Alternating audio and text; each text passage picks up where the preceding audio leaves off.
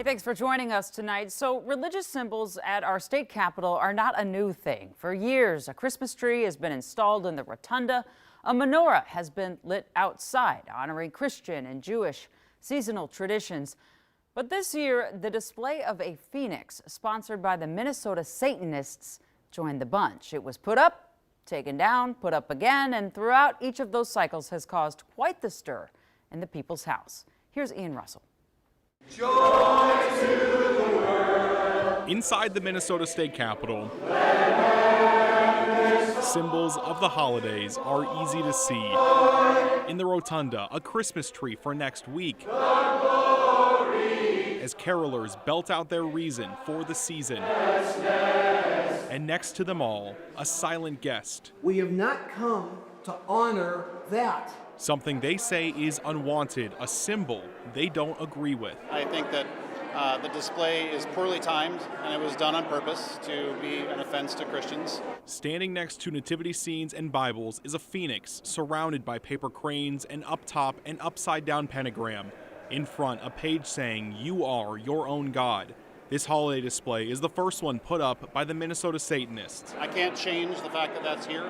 I can lend my voice to the fact that I'm not on board with the message behind it. Minnesota Satanist congregational leader Asmodeus Sion spoke with us over the phone, telling me they're grateful that we live in a country with religious pluralism in the Constitution.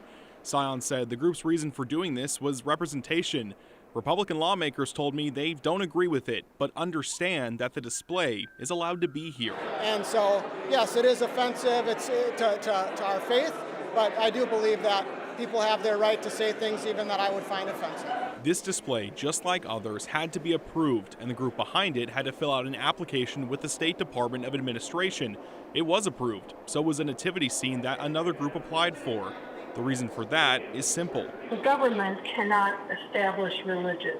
We cannot discriminate against religion. Jane Kirtley is a professor at the University of Minnesota teaching media ethics and law. If they're going to allow one display, then they have to allow others, as long as they conform with whatever permit process the government has established. But that has to be done in a neutral way. Kirtley says it's as simple as the First Amendment. The group has the right to be here, just as others have the right to display their religions as well. If there's any place that something like that should not be banned from, it's got to be a public space, a space that is where government operates, because our government is supposed to be the government of the people. That's all the people. Symbols they may not like.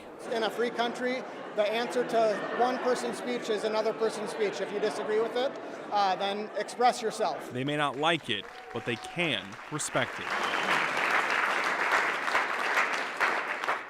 That display will be up at the Capitol through next week, and Sion emphasized that they have the right to have a difference of religious practices and the right to have a different opinion on this. Jana. Ian, we talked about it being up and then taken down. Was it taken down by the government, or did something else happen? So when I spoke with a security guard, and they told me that there may have been some back and forth with some, you didn't want to go as far as say vandalism, but some things that had happened, some issues, people touching it, things like that. And we know that elected officials have chimed in here in both parties. What have you been hearing? So a few have expressed their frustration online, including Representative Tom Emmer. I did reach out to his office, and in a statement, the congressman said, quote, "For Tim Walz to have this display in the Minnesota Capitol just a few days before Christmas is a slap in the face to Christians across Minnesota." So I reached out to the governor's office for a response. His office told me the governor does not agree with the display. They go on to say that the First Amendment means that he doesn't police speech in the state capitol, and that's true for a religious display, a political protest, or even just a Minnesotan advocating for a policy, Jana.